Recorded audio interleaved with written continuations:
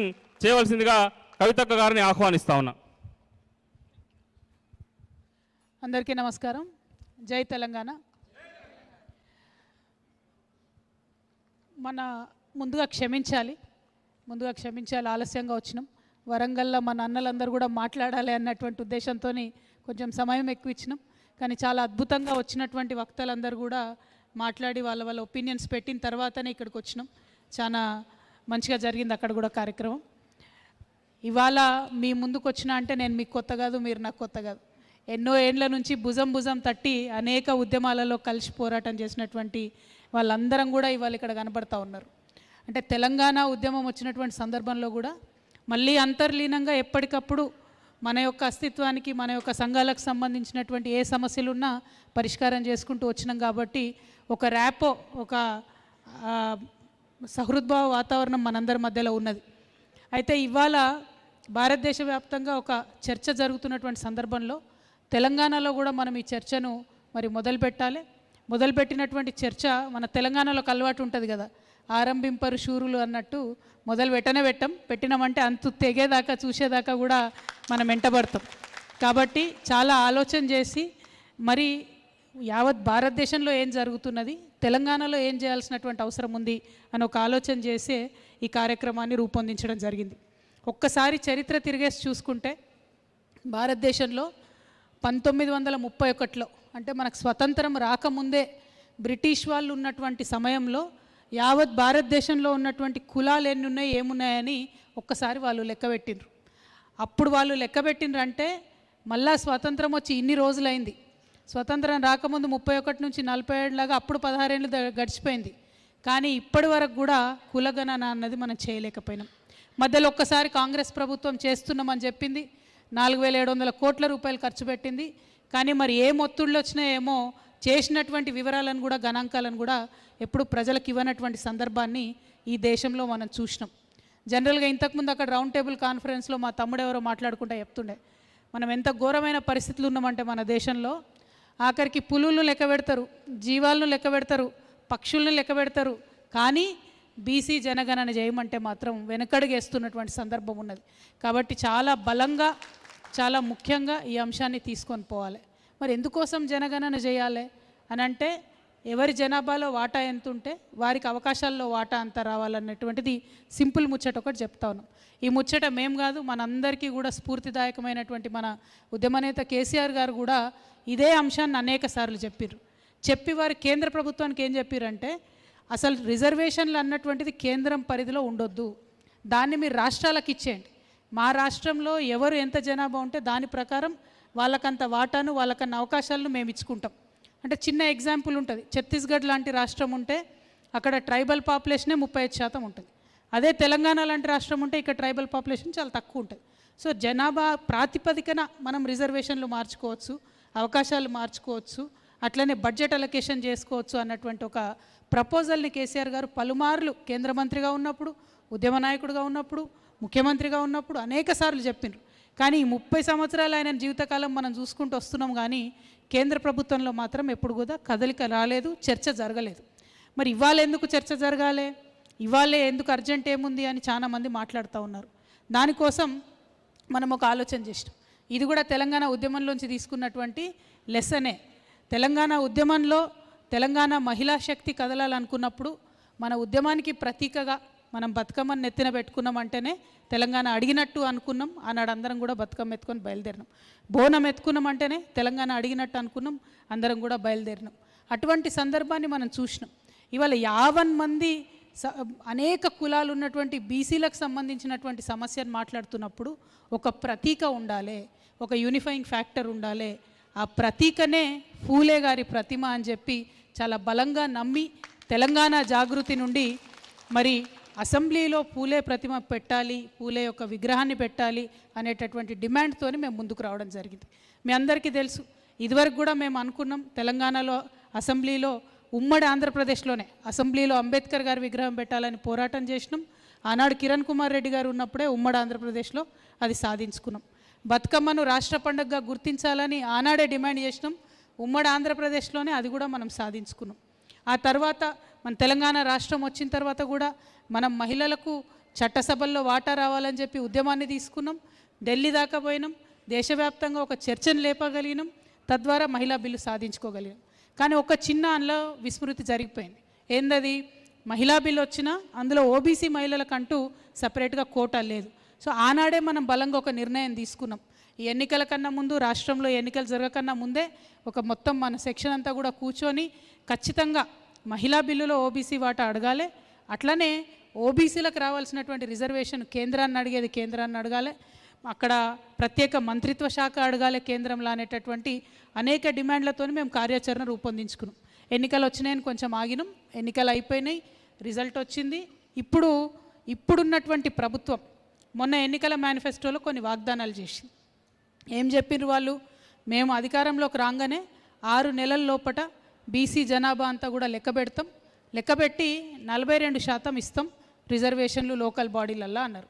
అయితే ఇప్పుడు ఈ ఇమీడియట్గా 60 రోజుల్లోనే ఎందుకు ఈ డిమాండ్ తీసుకొస్తా ఉన్నామంటే, వాళ్ళు తక్షణమే ఆర్డర్ చేస్తే పార్లమెంట్ ఎన్నికలు కాగానే లోకల్ బాడీ ఎన్నికలు వస్తాయి. ఇప్పుడు ఆర్డర్ చేయకపోతే, ఇప్పుడు కనుక గవర్నమెంట్ నుంచి ఒక ఆర్డర్ తీయకపోతే, జనాభా గణన కోసం వాళ్ళు వ్యూహాన్ని ఇప్పటి నుంచి మొదలు పెట్టకపోతే, ఈసారి లోకల్ బాడీ ఎన్నికలు జరిగిపోయినాయి అనుకోండి, బీసీలకు వాటా మళ్ళీ మామూలుగానే ఉంటుంది, రాదు.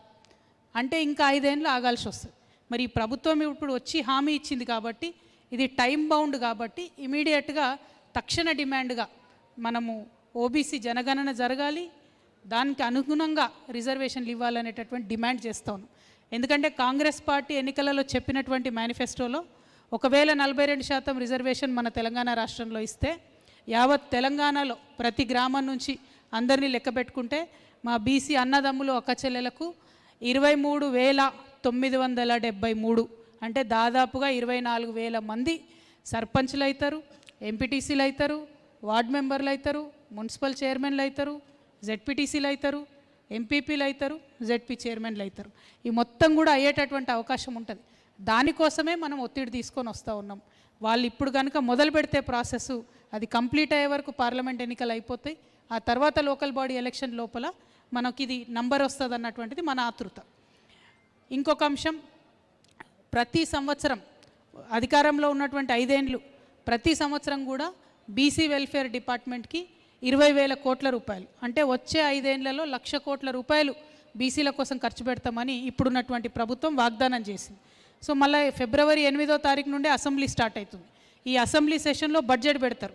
అంటే ఈసారి బడ్జెట్లో కనుక 20,000 కోట్లు పెట్టకపోతే ఒక సంవత్సరం జరిగిపోతుంది, 20,000 కోట్లు బీసీలు నష్టపోతారు. కాబట్టి ఇప్పుడు పెట్టేటటువంటి బడ్జెట్లో 2024-25 బడ్జెట్లో 20,000 కోట్ల రూపాయల బడ్జెట్ను బీసీ శాఖకు కేటాయించాలని చెప్పి డిమాండ్ చేస్తూ ఉన్నాం.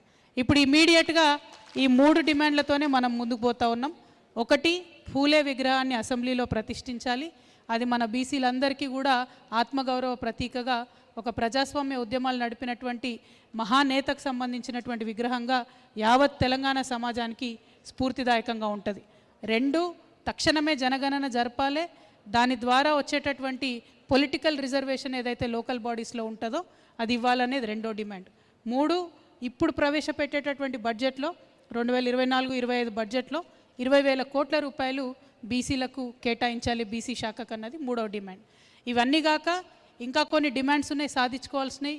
కేంద్రంతో కొన్ని ఉన్నాయి, రాష్ట్రంతో కొన్ని ఉన్నాయి, దీర్ఘకాలికంగా కొట్లాడి సాధించుకోవాల్సినవి కొన్ని ఉన్నాయి, కొన్ని లీగల్గా కోర్టులకు పోయి సాధించుకోవాల్సినవి కొన్ని ఉన్నాయి. అంటే ఓవరాల్గా చాలా పెద్ద ఎజెండా బీసీల యొక్క సంపూర్ణ వికాసం కోసం జరగాల్సినటువంటి అనేక ఉద్యమాలు మన ముందున్నాయి.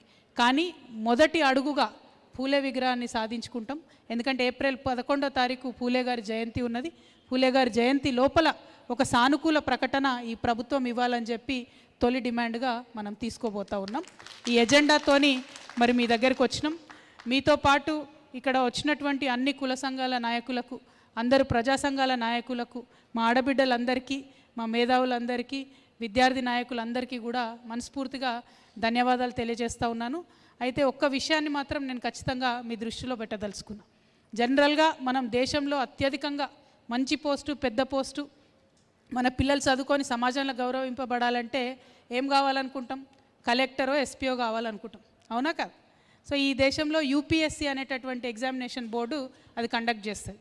ఈ దేశంలో ఇది రాజ్యసభలో ఇచ్చినటువంటి రిప్లై మీ అందరికీ చెప్తా ఉన్నా నేను.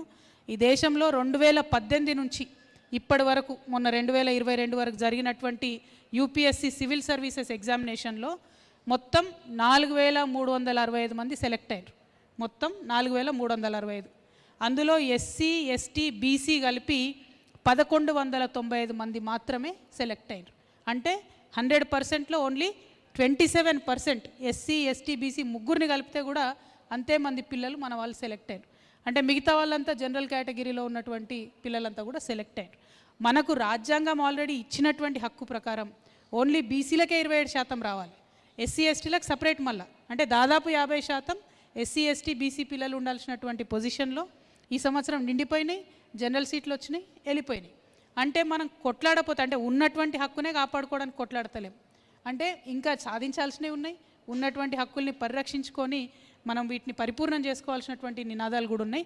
కాబట్టి ఇవాళ కరీంనగర్లో జరుగుతున్నటువంటి ఈ రౌండ్ టేబుల్ సమావేశం నుంచి నేను ముఖ్యంగా బీసీ విద్యార్థులకు, బీసీ ఇంటెలెక్చువల్స్కి, బీసీ రచయితలకు, బీసీ కవులకు, కళాకారులకు, బీసీ ఉపాధ్యాయులకు మనకు ఆల్రెడీ వచ్చినటువంటి హక్కులను కాపాడుకోవడంలో కూడా మనం వడివడిగా ముందుకు సాగాలి. ఈ అంశాలను ప్రజల మధ్యలకు తీసుకెళ్లాలనేటటువంటి రిక్వెస్ట్ చేస్తూ ఉన్నాను. మరి భారత్ జాగృతి తరఫున మేము చేసే కార్యాచరణ ఇట్లా ఉంటే అన్న గౌరవనీయులు పెద్దలు జీవిత పర్యంతం బీసీ ఉద్యమాలు, వృత్తి పనిదారుల ఉద్యమాలు చేసినటువంటి గట్టు రామచంద్రరావు గారి నాయకత్వంలో వారు కన్వీనర్గా, మరి యునైటెడ్ ఫూలే ఫోరం అనేటటువంటి ఒక సంస్థ నిన్న హైదరాబాద్లో ఆవిర్భావం జరిగింది. దానికి కో కన్వీనర్లుగా మన విద్యార్థి ఉద్యమ నాయకులు రాజారాం యాదవ్ గారు, మన కొల్ల శ్రీనివాస్ అన్న గారు, ఎంబీసీ సంఘానికి సంబంధించిన నాయకులు, రాచమల్ల బాలకృష్ణ గారు, నాయి బ్రాహ్మణ సంబంధించినటువంటి నాయకులు, అట్లానే బొల్ల శివశంకర్ గారు, Padmashali wing national political secretary గారు, అట్లానే ఆర్వి మహేందర్ అన్నగారు మన మున్నూరు కాపు సమాజానికి సంబంధించినటువంటి వారు, మన గీతా గౌడ్ గారు కో కన్వీనర్గా మహిళా విభాగంలో ఉన్నారు. అట్లానే యూత్ వింగ్ కూడా, స్టూడెంట్ వింగ్ కూడా అన్నీ కలిపి నిన్న ఏర్పాటు చేయడం జరిగింది. మరి యూపీఎఫ్ నుండి తీసుకునేటటువంటి కార్యాచరణ రామచంద్ర అన్న చెప్తారు. భారత్ జాగృతి ఏదైతే పూలే విగ్రహ సాధన కోసం మనం పెట్టినటువంటి డిమాండ్ని యూపీఎఫ్ నుంచి కంప్లీట్గా సమర్థన చేస్తూ సంయుక్తంగా మరి రాష్ట్ర వ్యాప్తంగా అన్ని జిల్లాల్లో రౌండ్ టేబుల్ సమావేశాలు నిర్వహించాలన్నటువంటిది మొదటి కార్యాచరణ. అదేవిధంగా ఇవాళ 6వ తారీఖు 12వ తారీఖు నాడు హైదరాబాద్లో ఇందిరా పార్క్ దగ్గర ఒక మహాధరణ చేపట్టబోతా ఉన్నాం. మార్నింగ్ 10 నుంచి ఈవినింగ్ 5 వరకు. అది ఎందుకోసం అంటే అసెంబ్లీలో తక్షణమే పూల విగ్రహాన్ని పెట్టాలని, ప్లస్ ఈ డిమాండ్స్ అన్నీ కూడా కలిపి ప్రభుత్వం మీద ఒత్తిడి తీసుకొచ్చేటటువంటి చర్య. దీనికి దాదాపు 5 రాష్ట్రాల నుంచి ముఖ్య అతిథులను కూడా పిలుస్తూ ఉన్నాం. వాళ్ళంతా కూడా ఓబీసీ ఉద్యమాలలో ముందున్నటువంటి ప్రొఫెసర్లు, నాయకులు, క్షేత్రస్థాయిలో పనిచేసేటటువంటి ప్రతినిధులు కూడా పిలుచుకుంటా ఉన్నాం. మరి మహాధరణ కార్యక్రమంలో కూడా వివిధ కుల సంఘాలకు సంబంధించినటువంటి నాయకులందరూ కూడా పెద్ద సంఖ్యలో పాల్గొని విజయవంతం చేయాలని చెప్పి మనస్ఫూర్తిగా కోరుతా ఉన్నాను. అట్లానే వేదిక మీద గౌరవనీయులు రాజేశం గౌడ్ గారు, జిల్లాకు సంబంధించి మాజీ మంత్రివర్యులు, మా సోదరులు గుంజపాడు ప్రసాద్ గారు మొత్తం కన్వీన్ చేస్తూ ఉన్నారు.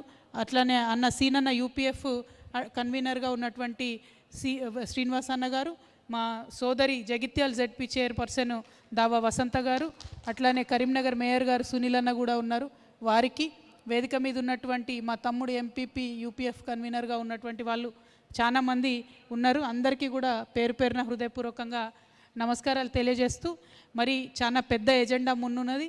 ఈ ఎజెండాలో మనం పరస్పరం సహకరించుకొని సాధించుకోవడానికి ముందుకెళ్ళాలని చెప్పి కోరుతా ఉన్నాం. మొన్న హైదరాబాద్లో జరిగినటువంటి రౌండ్ టేబుల్ కాన్ఫరెన్స్లో అనేక మంది పొలిటికల్ పార్టీకి సంబంధించినటువంటి వాళ్ళు కూడా రిప్రజెంటేటివ్స్ వచ్చిండ్రు.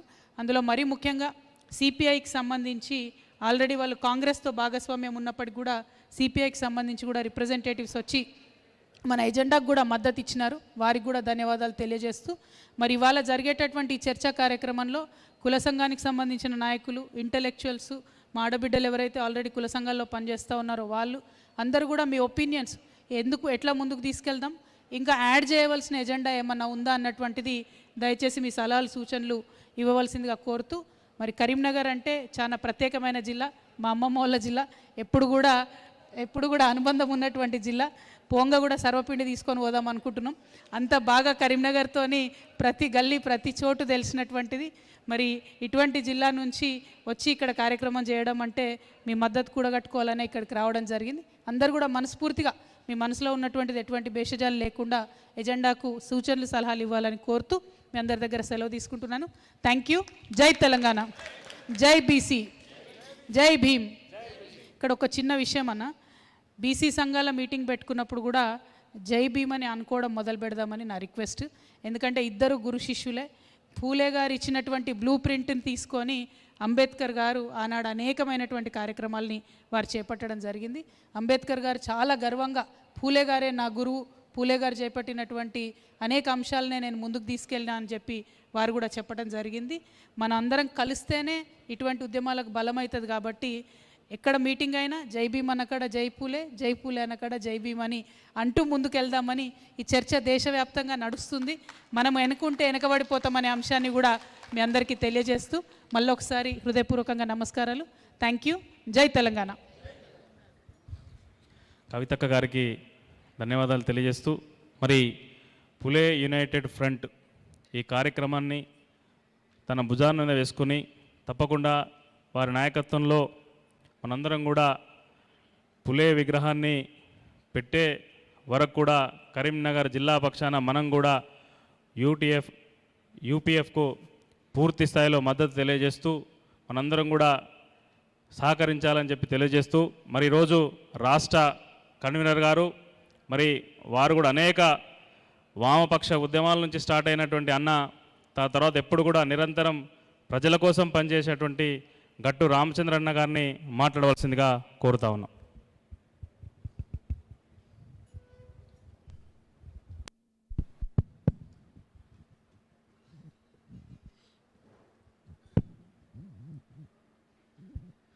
ఈ రౌండ్ టేబుల్ సమావేశం భారత జాగృతి యునైటెడ్ పూలే ఫ్రంట్ ఆధ్వర్యంలో జరుగుతోంది.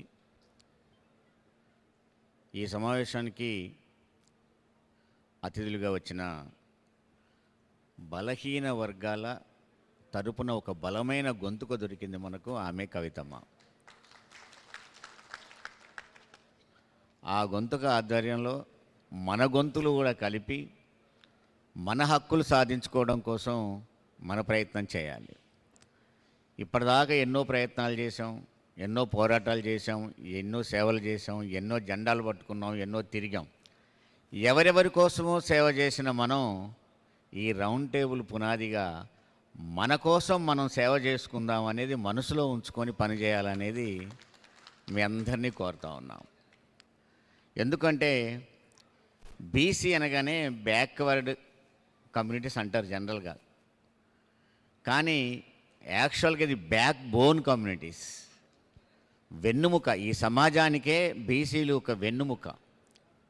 బీసీలే లేకపోతే గొర్రెపోతోలుగా నాయబ్రాహ్మణులు లేకపోతే క్షౌరం చేసేవాళ్ళు లేకపోతే ఎలా ఉంటాం మనం?